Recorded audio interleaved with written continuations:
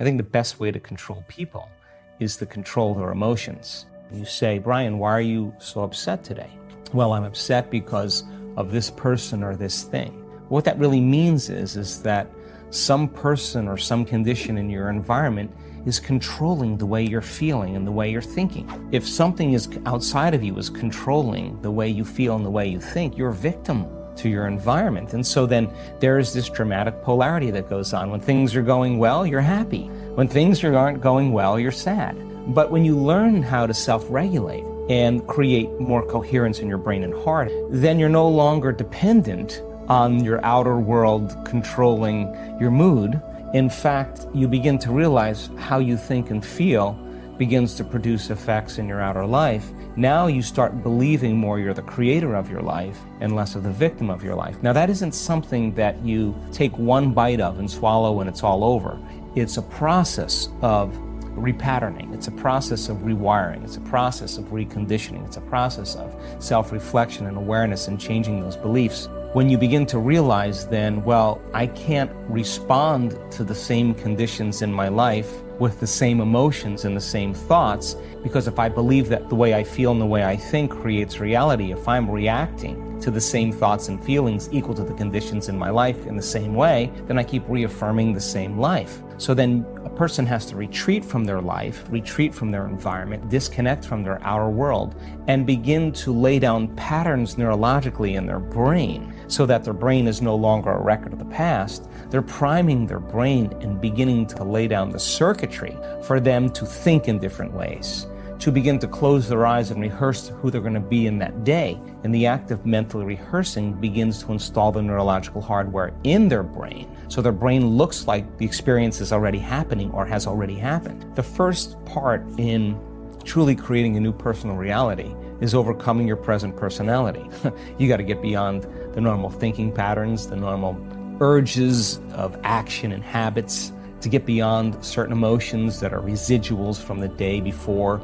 That's the work right there. That's the part you have to overcome. So some days you just kind of slip in and it's magic because you've been practicing, like having a great golf game or a great tennis game or a great run, a great session of knitting. You're in your groove. Other days you got to work a little bit more for it. And for me, what I've learned is those hard days, the days that are the most challenging, are always the most rewarding, because now you're uncompromising to an outcome. And if it takes you an hour to get beyond yourself, to find the present moment, because that's the only place where the unknown exists, the familiar emotions and hardwired patterns of the past are the known. The predictable future, in trying to forecast the feeling of every event in our life, people do unconsciously, is also the known. There's only one place where the unknown exists, and that's the present moment. And I've just done it enough times, and there are plenty of people in our work that have done it enough times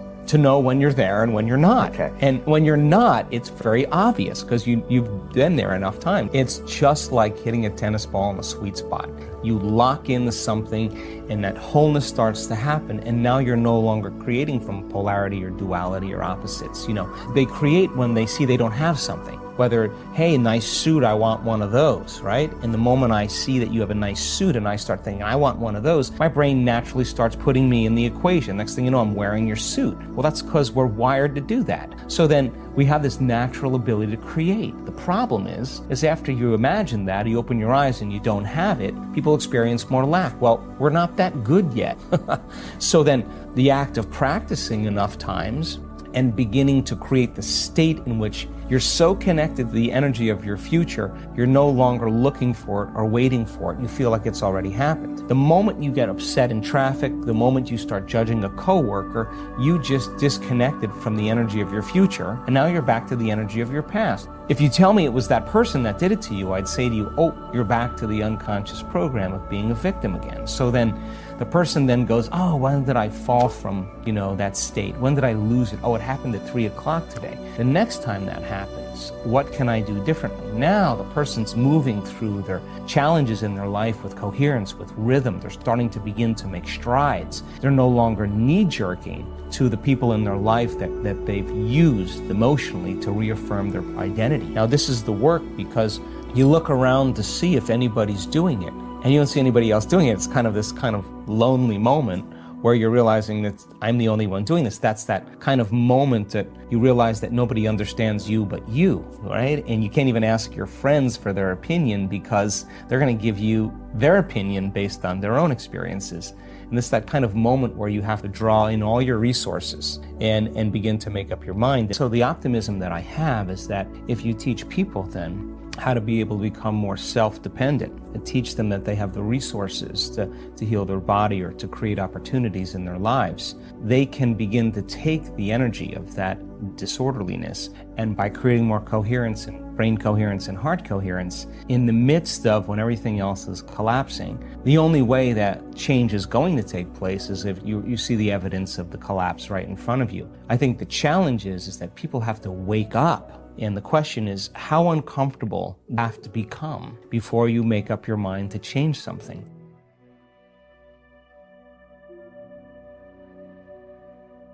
Why most people don't get what they want out of life? I have worked all over the world.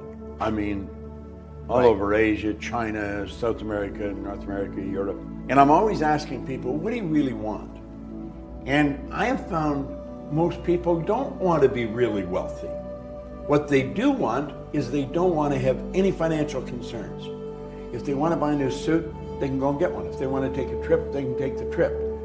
If they want a new car, they can get the new car. They don't want to just run out and spend or buy. They don't want to have any financial concerns. 2, they want to wake up in the morning excited about how they're going to spend their day. And the 3rd, they want to mix with people who are upbeat and creatively productive.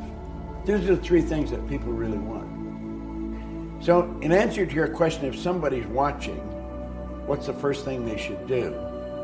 Well, the first thing they should do is understand why we have goals, not just to set a goal, because most people don't set goals right. They're operating with a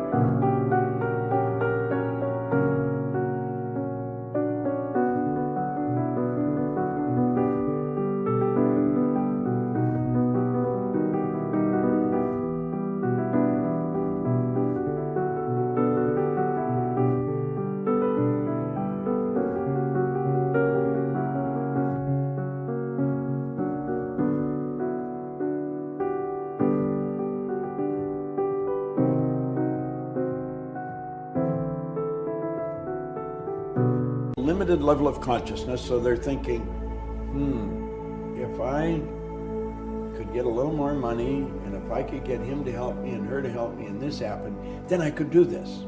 Maybe this is get a new car. What we've got to understand is we're trading our life for our goals. Literally trading our life. Would you trade your life for a car or a house? I don't think so. So it's got to be something really meaningful. And we're not taught to think this way. We should sit down and don't give any thought to where the money's going to come from, where the help's going to come from. It's what do you really want? Like Ed Hillary was a beekeeper in Auckland. He wanted to climb Mount Everest. It had never been done. People died trying to do it. He went in 51 and failed. He went back in 52 and failed. In 1953, he stood on top of the mountain with Tenzing Norgay. But he didn't know how to get there until after he had got there. Edison didn't know how to illuminate the world until after he had done it. The Wright brothers were bicycle mechanics in Dayton, Ohio. No one believed you could fly. They had been trying it for years. But they wanted to do it. They didn't know how, and they couldn't tell you until after they had done it. Now, the first flight only lasted 12 seconds. And the naysayer said, yeah, but they only were up there for 12 seconds. They said, we not only got up there, we kept the damn thing up there for 12 seconds. So when a person sets a goal, they've got to say, what could I want? If I just let my mind rock, just wander, use my imagination, how do I really want to live? That's what they should be doing. That's where it should start. And then don't listen to anyone that tells them they can't. Go to someone who has done something and ask them, what should I do? And then do exactly what the person tells them.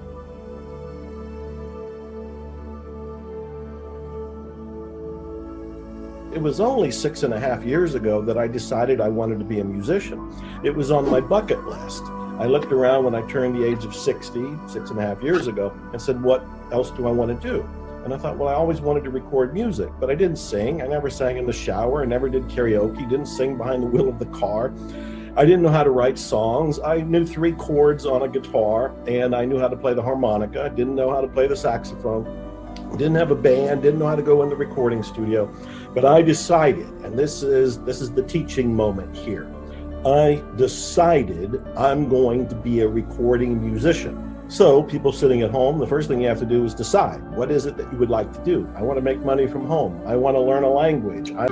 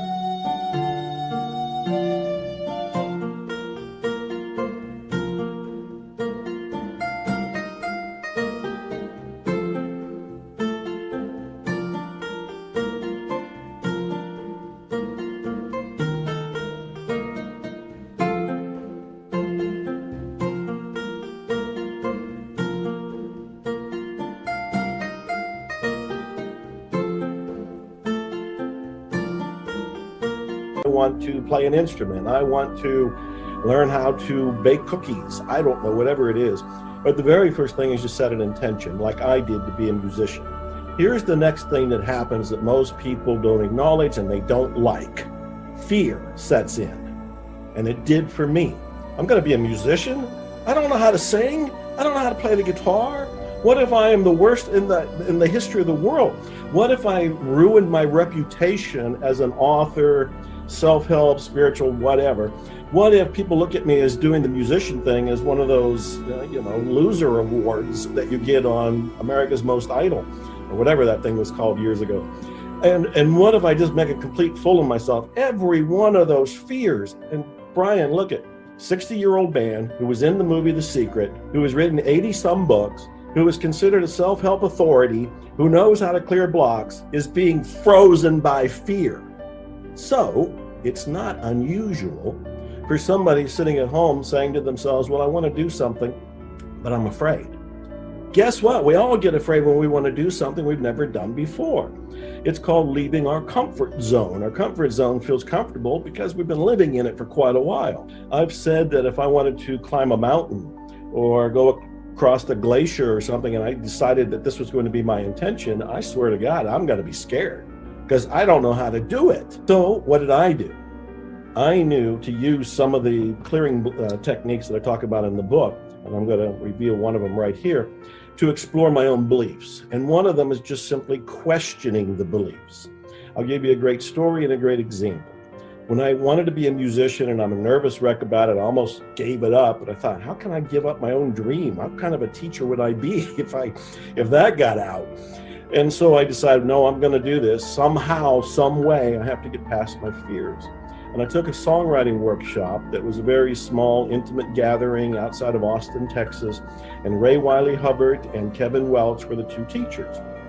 And I remember Ray Wiley Hubbard saying he still got nervous whenever he tried to write a new song, whenever he was going to perform. He's been on Letterman when it was around and a few other things. He said, but he learned to ask himself a question. And this is the question I want to give everybody that's sitting at home. It's the question I also gave myself. The question was from Ray Wiley Hubbard. And he said, you ask yourself, where is the proof that you can't do this? Where is the proof that you can't do this? In my case, where was the proof that I couldn't learn how to sing? Where was the proof that I couldn't learn how to write a song? Where was the proof that I couldn't learn how to gather a band together? Where was the proof that I couldn't go into a recording studio and actually record my own music?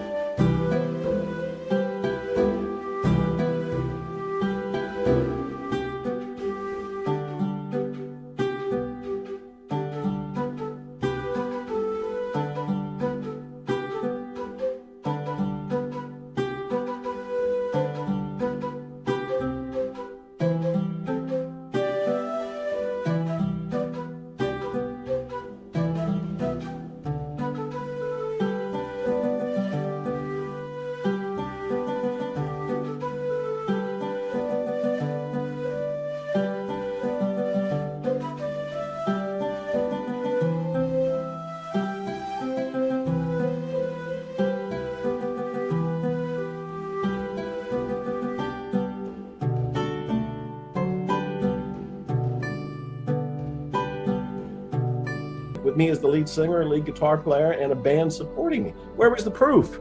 There was none. And when I realized there was none, a lot of the fear, a lot of the limiting beliefs and negativity collapsed because I took its foundation away.